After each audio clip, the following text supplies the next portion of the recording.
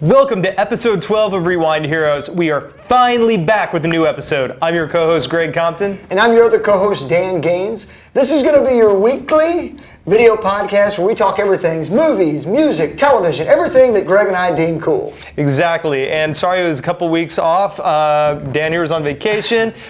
This episode, basically, we're going to skip news. There's some good news. There's the Daniel Craig may be out as Bond. There's some other stories like that, the finalization of the Han Solo deal. But right now, the thing we want to focus on, and the thing we've been amped to talk about since opening night, is Civil War. So this whole episode is basically about Civil War. But we just didn't get a chance to talk to it. It's going to be spoiler-filled. So if you haven't seen it, what's wrong with you? First of all, yeah, what's wrong with you? Go see it, come back, watch this. So think of it this way, we gave you more time.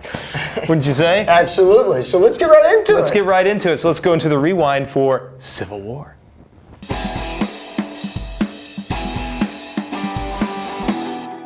All right, so Dan, let's kick off. We're going to break this down into a few things so we don't just ramble too much about it. Yep. They'll still think we're rambling. What were your overall thoughts of this film?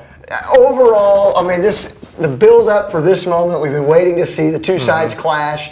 I left the theater, absolutely couldn't wipe the smile off my face. And I think the best compliment I can give is when the end credits started, I was like, no, I don't want this movie to end. It was a blast. It was action-packed. The humor was there. Yeah. It was everything you would expect for a summer blockbuster movie presented by Marvel. Oh, yeah. I think when we watched it, I could hear you audibly next to like, oh my God, what? Oh, whoa. Like the fight scenes. My inner 12-year-old comes out during these kinds of movies. Yeah, basically, it lived up to the hype. It did. It completely lived up to the hype. This has been built forever, almost as like the third Avengers film. Yeah, oh yeah. So many storylines. Could it all come together with all those heroes? I think they did an excellent job. So, and effects and everything. I think it was just... Every character had their moment. They did a great job of blending the characters together, like you said, kind of in the way that the Avengers do it. It was fun. Yeah, so overall we agree. The spectacle was worth the hype. Like we said, if you have not seen it, go see the movie. Right. Well, let's break it down to some things that we think in particular. Introduction of Black Panther. That was something that they were going to bring forth. And, they've introduced characters in films before, Black Widow and Iron Man, stuff like that. But was that too much was the worry, and we don't know much about the character. What did you think of Black Panther? Yeah, that was kind of my concern that, okay, we're going to have the heroes that we love fighting, then we're going to throw in some new characters. Is it going to do it justice? And I'll be honest, the moment you meet the Black Panther, I don't know how you say his regular name. I want to say it's T'Challa, but I'm not sure. I think you're right. So for the moment we met him as just the man and you realize that he's a prince and this, I was already kind of intrigued by him because I knew nothing about him going in. And I think they did a great job of introducing him in the chase scene. That was a great way of showing like, this guy's pretty hardcore. Yes. And kind of in the way that this movie worked for me, the Black Panther did the same with... They introduced us, they gave us a taste of what to expect, but I can't wait to see the Black Panther film now. I can't wait to see more of him. The interesting thing, he was amazing, and you've got an amazing actor playing this role. This guy's done Jackie Robinson 100%. Before. He's played James Brown. You've got a good actor. Yep. Interesting things about it, I wonder more about him because he was able to keep up on that chase sequence. Yes. And he's jumping off to the side of the building, scraping down with those nails, which is great, but still, is there something more to it? Because, otherwise that is beyond even Daredevil's line of just superb human ability. True. I did like that he got shot at and it bounced off, and you realize that the suit is built-in armor, so that makes a lot of sense for a guy that's not normally using weapons other than like the nails. No, I thought he was phenomenal. He was handled well. They bring him through the entire story. At the end, he was constantly there, and that's what was pretty cool about it to me. Yeah. They just wove it into the story. And will Winter Soldier be part of his story? They almost set up as the plot of the Come They definitely did. Yeah, unless that's going to be something played later, and his story is going to be the side story, so you just get the background of the character. He was done well. Speaking of other characters that were introduced, we got our first look at SpiderMan. What were your thoughts on the new Spider-Man with Tom Holland? Me? So, that was the one I was probably the most nervous about because we all have in our minds Spider-Man. We've seen Tobey Maguire, we've seen Andrew Garfield, love it or hate it. We all know the story. But how does he fit in the world that we've loved with the Marvel Cinematic Universe? Exactly. And I thought it was handled extremely well on how they tied it in, how Tony Stark goes to see Aunt May to talk to Peter. And just the way that it felt like you were watching him go into almost a Ferris Bueller's type scene in a way. Exactly. The kid, Todd Holland, is that his name? Tom Holland. Tom Holland. Phenomenal. I mean, it's the character I think that all the diehards have been waiting on, the way he's supposed to be portrayed, the humor. But I couldn't get past the way they brought him in, and the way that Tony was a great connection to bringing him into these characters. What did you think? I agree with that, and it explains, which this I thought was great, explains the suit. Because I always wonder, I know the character, he built things out, he's making his own web shooters, so I mean, he's a very intelligent character, but just you wonder getting supplies and things like that. I mean, that was perfect. That's a good point. I didn't think about that. It's like, so now he's got this high-tech costume. Okay, because I even wondered with the eyes originally, I'm like, how is a teenager making all this stuff? It's true. So I thought that was a great tie-in. He was so wonderful. The wisecracking is stole what you wanted. every scene. I mean, that he Every was scene. in. What's that really old movie? You know that one? Oh yeah, Empire Strikes Back. Who is this kid? Who brought him along? Perfect. I mean, this kid to me, he reminded me of Michael J. Fox. Yeah, you kept saying that. I kept saying that you should never remake Back to the Future, but if you had It to, could be Marty if somebody was going to be dumb enough to do it, hire this kid. At least it could be palatable. Yeah, he was great. So I think it was wonderful. They set it up. So the biggest thing, we're excited for a SpiderMan film. Who's been excited for one since the second one with Doc Ock? And that's it. And he could have very well got lost in this movie because everyone loves Captain America, Iron Man. And you left the theater like, I get it. Now I know why we're getting this solo Spidey next summer. We want it. We need it. Oh, yeah. So they did an awesome job setting that up. I also wonder, is the Pepper Potts character totally gone? Because is Paltrow ever going to come back? Because if not, are they going to do a weird thing that's That'd be weird. It would be very weird, but it's almost like they laid the groundwork for Tony Stark. That would be interesting to me. Yeah, I can almost see like a one-off scene where he just is there in the morning one morning and they try to talk it off. That'd be cool, but don't go beyond that. Yeah, exactly. Strange. I think that was good. Well, talking about characters, I had another thing I want to bring up. Ant-Man's motive. Now, I'll bring this up because I had more of an issue than you. I love the Ant-Man movie. I think that character, the Scott Lang character, Paul Rudd does an amazing job, and he stole most of the scenes he was in too. I mean, between him and Spidey, I stopped paying attention to the other characters. I'm telling you. Going to Giant Man, which you always thought was coming with the character if you'd read the comics. And just the lines that Ant-Man delivers in that whole scene, the airport scene. It's amazing. But my problem was motivation. Yeah. Hawkeye, we've got a guy. Opens it. Here he comes out. Great scene. But when it's like, hey, this is going to be something that could be illegal. He's like, been there before. And he does it. My problem is in the film, Ant-Man, he wants to go straight for his daughter. That's his biggest thing. I mean, it's like, hey, I'm not going to steal some shit. Well, what do you want me to do? Steal some shit. Okay, so he does that there, but at the end, his record is lost by his ex-wife's new husband. They lose the record. He's got a clean slate. He could go about the hero thing maybe in a different way, and I feel like he just blew it off because I get to meet Captain America. I'm a big fan. I'm willing to go to jail for that, and I don't even know if he had he been really briefed on why he's on one side or the other, and I felt like it was just a quick way to add the character. So I don't know, that was my only take on his motives. Now, what do you think about that? Greg, I'm glad you're asking me this question. You're here, that's why I asked you. I think you just need to relax and realize this is a fun summer film. And I believe before the door opened, we were seeing Scott very concerned about this. You know, he was talking behind the closed van door that I don't want to go back to jail. And then they explained, no, you're going to be with the Avengers doing this. And they thought, hell with it. I'm going to go meet Captain America and fight along his side. So I was okay with it. I think that, honestly, at the end of the day, they wanted to get everyone together. And I think that there wasn't a perfect way for the points you make. Yeah. But I was okay. I was able to dismiss it because that one scene in Ant-Man where he flies over and he sees the Avengers facility, he kind of nerds out in a way. So for me, it was almost like, I know I have morals and I know I have goals, but I get to fight alongside Captain America? Yeah, I think it didn't even hit me at the time until later when they're all in the prison and he's just sitting there in that cell and can't get out. And then I start thinking, this dude's got a kid, all that. And again, it's probably the parent of me or something. I don't know. Maybe. That's the only thing that irked me a little bit. So I had issues with that. Those are a lot of things. I mean, we have one other big thing we got to talk about, but anything else? I know you had mentioned that you thought that you felt like maybe Winter Soldier was almost too powerful to the point it was ridiculous. Only thing that Yeah, and again, I never read the comics, so maybe I'm Right. off, but I think you at least knew more about the basic of the character. A little bit. He did seem like an ultimate badass. Yeah. Like that scene where they invade the apartment and you got Yeah. Falcon on the radio saying, they're getting closer, and he's counting down, and then all of a sudden it was just like, Winter Soldier took the hell over that room. No problem. Yeah, I felt like he was almost more powerful in Captain America in a lot of scenes and could take That's him kinda what and I Iron mean. Man, anyone else that came along. No one was any match for him, it felt like. That's my one problem. So That'd I be guess my gripe, I guess. So I guess to wrap it up, we just kind of have to ask ourselves, what side do you fall on? Are you Team Cap or are you Team Stark?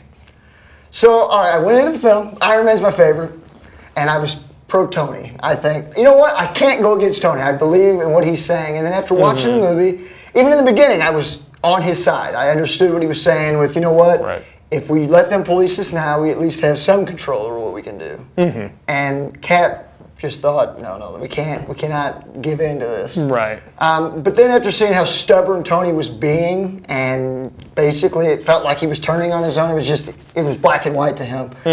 I don't know if it was the sides they were arguing about as much as I just agreed with the way Captain was like, we're family here, and we're doing this because we're doing it for the good of man. Okay. So I left the theater pro Cap. All right. You? You've got the Captain America shirt on. I do have the Captain America shirt on because of the show, and when we came into this movie knowing it, I said I could see both sides. And I think which that's is the thing, and that's the everybody problem with can. the movie. You can. Yeah. The more and more I watch the film, the more you have to see it per sides.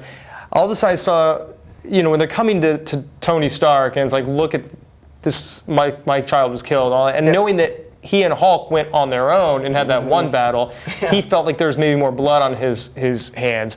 The things that bothered me is when Captain America is meeting with the Scarlet Witch and she can't get over her situation, and he's basically like, well, yeah, but if we weren't there, people, what could have happened too? Which I get that point, but he came off a little more callous than I think it could have. I felt like Tony felt it more than he did. So I get the regulation. I see now why Black Widow went on there. It's like you said, you can police yourself a little bit if you're involved in the situation. The thing, I got to the point where, I know Captain America has loyalties to his friend Bucky.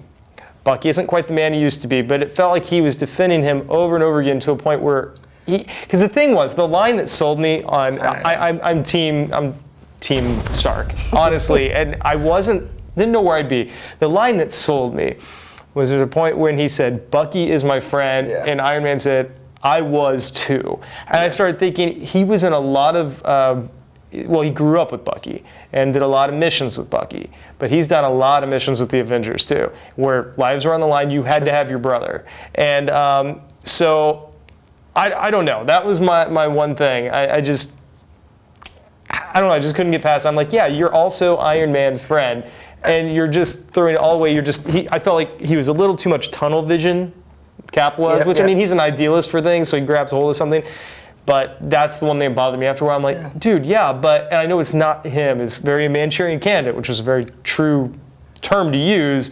But at some point you have to say he has done a lot more bad than some of these Avengers. And I think the reason I could separate that for me was the fact Cap couldn't get past the point that it wasn't Bucky.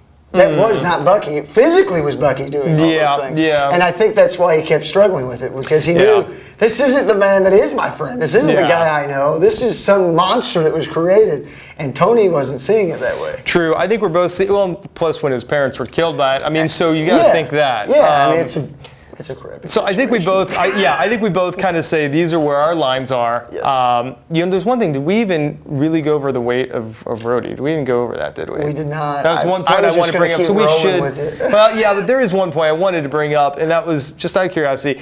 Did you think there was enough weightiness to this film? Because I know they did talk about. Would someone die in this film? What happened? Obviously, Rhodey falls. He's paralyzed. We see him get back. Do you think that was just washing all over so that everyone can start to kind of collectively build back up again? Or do you think they needed something else to jar this a little more? When you have this many juggernauts going at each other and everyone, and now with Stark technology, everyone literally can walk away from it. Right. For me, it honestly didn't bother me. I did go into the movie kind of wondering if we would lose someone, just because it kind of felt like the right film to do that, if you're going to do that. Right. But no, I thought that for me, when he went down, I mean, he was seriously injured, and that, I mean, Tony was pissed. Yeah. And that was what kind of sent him over edge, I thought. So for me, it served the movie. And I honestly, I wonder if we didn't have all these rumors as far as the actual filmmaking process, hearing that, you know, Chris Evans may be done and Robert Downey, would we have already had in our minds that, you know what, one of these guys are going to die? So I wonder if that was more in everyone's mind than actually the story itself, thinking someone's got to get killed in this for it to be powerful. True. Yeah. What do you think? I mean, I think it served the film. So it's one of those. It would have been interesting to see if you do kill someone, then you got to go the added person, like, you know, all of a sudden you've got to have a new Captain America or something like that. So it was an easy way to handle it, I guess, but it worked. It did serve its cause. It really affected certain people. And it helped Disney great, because now they left this juggernaut of the film, and they got all the main characters still available and ready to go for some future sequels. Yeah, so that might have had a little to do with it as well. I'm just ready for Stank Enterprises, the film. So I think that's it. Let's go to some recommendations. You want to go to a couple of recommendations? Let's do it. All right, let's go to Recos.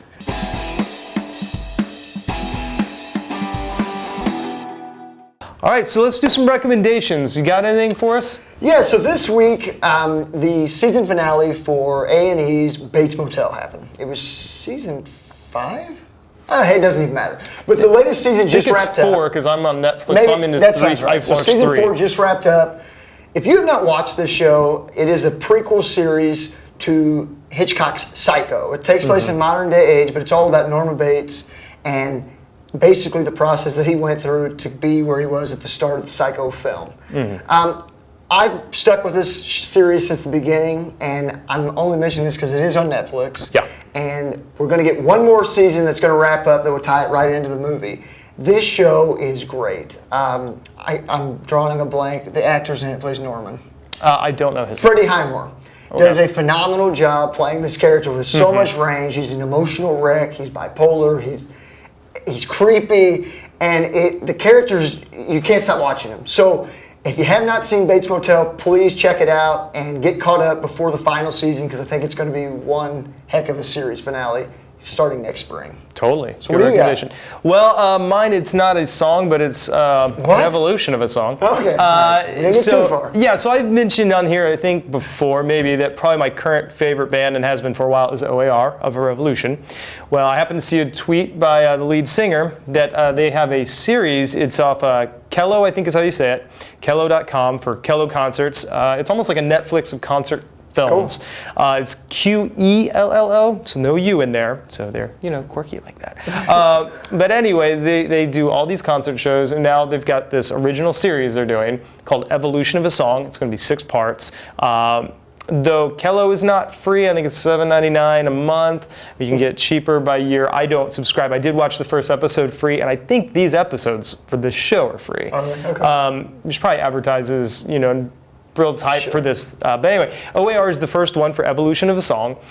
First episode mostly focuses on Mark Roberge, the singer, but the rest of the band. And the thought is they're going into 20 years. So end of July, the Double X album, so basically OAR 20 comes out, which is going to be an album that's a mix of live stuff, re-recorded songs, and some new ones. So it's going to be this nice little compilation. Cool. Well, the thing is, they haven't had a massive hit. I mean, they're a hugely popular band, but they haven't had a huge radio hit since Shattered about 10 years ago. So let's, instead of write a whole album of new stuff that can be good, let's try to focus on writing one great song. And instead of doing that and then putting out the documentary stuff, let's shoot it now before it's come out and see if they can do that and what the process is. Really cool. Yeah, and you saw the trailer. I saw the first episode. I want to check it out. I know that. Yeah, it's so cool. We need to put the trailer on our Facebook too. Yeah, I think we will, because I thought even if you're not a huge fan of the band, this could be a very cool idea.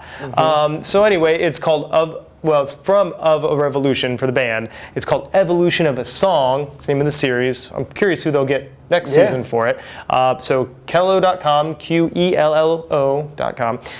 Check it out. I really dug it. Can't wait to see more. I haven't seen a second episode yet, and it should have dropped. So I thought it said all of them were free, but then again, I don't know if the site that I read was wrong on that, because that was actually like a site referencing it. So I don't know if you, I think you can get one track for the concert films for free.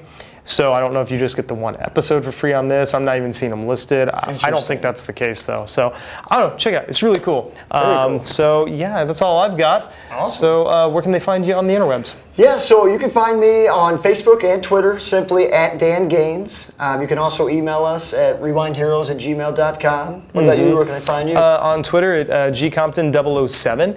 So yeah, until next time, be kind. And please, rewind.